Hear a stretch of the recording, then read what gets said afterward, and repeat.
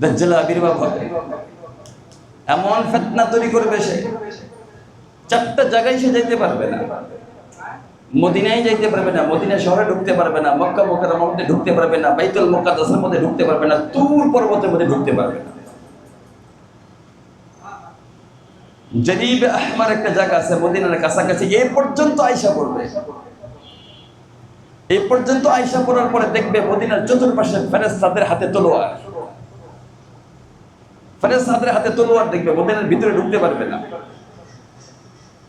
সে যখন মদিনায় ঢুকতে পারবে না, মদিনার ভিতরে তখন যারা দুর্বল ইমানদার ছিল, মুনাফিক টাইপের মানুষ তখন যারা থাকবে, মদিনার মধ্যে প্রলয়ঙ্করী তিনটা ভূমিকম্প হবে, জমিনটা কাইপা উঠবে। কাইপা ওঠার সাথে সাথে নবীজি বলছে, মদিনা থেকে যারা মুনাফিক থাকবে তখন এভাবে মদিনা থেকে বের হয়ে যাবে, যেভাবে একটা আগুনের মাধ্যমে আমাদের ব্যবহৃত লোহার তৈরি যে আমাদের ব্যবহারের যে পারিবারিক ব্যবহারের যে কি বলে দা বটি, এগুলোর থেকে যে জংটা যেভাবে বের হয়ে যায়, ঠিক তিনটা ভূমিকম্পের কারণে মদিনার মুনাফিকগুলো এভাবে বের হয়ে তার দলভুক্ত হয়ে যাবে। তাহলে ফিতনা কত বড় ভয়াবহ ফিতনা। এক যুবককে যে দাওয়াত দেবে, একজনকে দাওয়াত দেবে যে তুমি আমার দিন কবুল করো, সে বলল যে না, তোমার চাই চেহারা সুরত তো দেখে বোঝা যায় তুমি দাজ্জাল, তোমার নমুনা তো নবীজি যেটা বলছে এই মোতাবেক তোমার চেহারার সাথে তো দাজ্জাল মিলে, তোমার কৃষ্টি তোমার কাজ এগুলোর সাথে দাজ্জালের সাথে মিল হয়, তুমি দাজ্জাল। এই কথা বলার সাথে সাথে তাকে হত্যা করে ফেলবে, 2 ঘন্টা করে ফেলবে।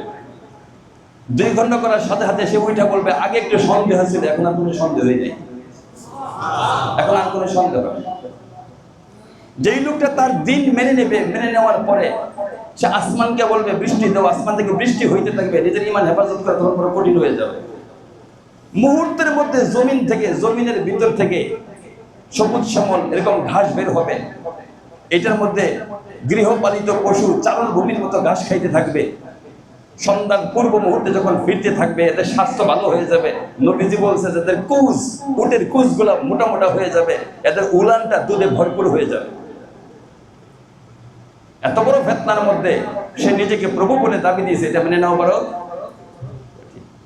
নবীজি এগুলো বলার পরে বলছে, দেখো আমার পরে নবী আসবে না, সে যদি নবী দাবি দেয় তোমরা বিশ্বাস করো না, আর সে নিজেকে প্রভু বলে দাবি দেবে এটাও তোমরা কখনো বিশ্বাস করো না। এটা কেন বিশ্বাস করবে না? কারণ দুনিয়ার মধ্যে জন্মচক্ষু দিয়ে কখনো প্রভুকে দেখা যায়।